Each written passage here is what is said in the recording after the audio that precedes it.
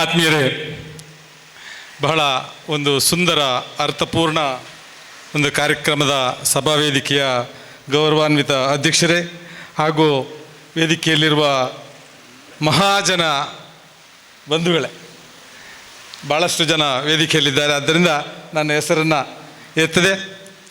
ಇಲ್ಲಿ ನೆರೆದಿರುವ ನನ್ನ ಎಲ್ಲ ಪ್ರೀತಿಯ ಸಹೋದರ ಸಹೋದರಿಯರೇ, ವಿದ್ಯಾರ್ಥಿಗಳೇ, ಕಾರುಣ್ಯ ಫೌಂಡೇಶನ್ನ ಮಿತ್ರರಾದ ನಮ್ಮ ಅರುಣ್ ಡಿಸೋಜ ಹಾಗೂ ಅವರ ತಂಡದವರು ಭಾಳಷ್ಟು ವರ್ಷಗಳಿಂದ ಒಂದು ಸಮಾಜದ ಕಳಕಳಿಯನ್ನು ಇಟ್ಟುಕೊಂಡು ಸಮಾಜಮುಖವಾದಂಥ ಕೆಲಸವನ್ನು ಮಾಡಿಕೊಂಡು ಬರ್ತಾ ಇದ್ದಾರೆ.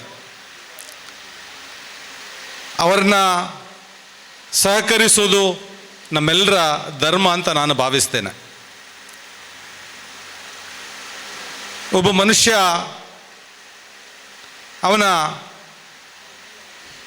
ವ್ಯಕ್ತಿತ್ವವನ್ನು ರೂಪಿಸಬೇಕಾದರೆ ಸಮಾಜದಲ್ಲಿ 10 ಜನರೊಡನೆ ಬೆರೆತು ಅವರಲ್ಲಿರುವ ಕಷ್ಟ ಕಾರ್ಪಣ್ಯಗಳಿಗೆ ಸಹಕರಿಸಿ ತನ್ನ ವ್ಯಕ್ತಿತ್ವವನ್ನು ರೂಪಿಸಿಕೊಳ್ಳಿಕ್ಕೆ ಸಾಧ್ಯ ಅಂತ ನಾನು ಹೇಳಲಿಕ್ಕೆ ಬಯಸ್ತೇನೆ. ಸಮಾಜದಲ್ಲಿ ಹಲವು ಥರದ ವ್ಯಕ್ತಿಗಳಿರ್ಬೋದು.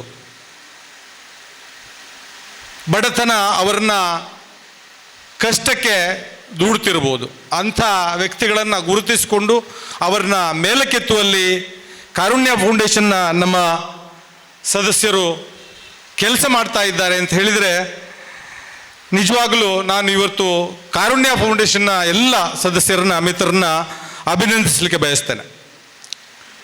ನಿಮ್ಮ ಈ ಕಾರ್ಯ ಯಾವತ್ತೂ ಯಶಸ್ವಿಯಾಗಲಿ, ಹೀಗೆ ಮುಂದುವರಿಯಲಿ.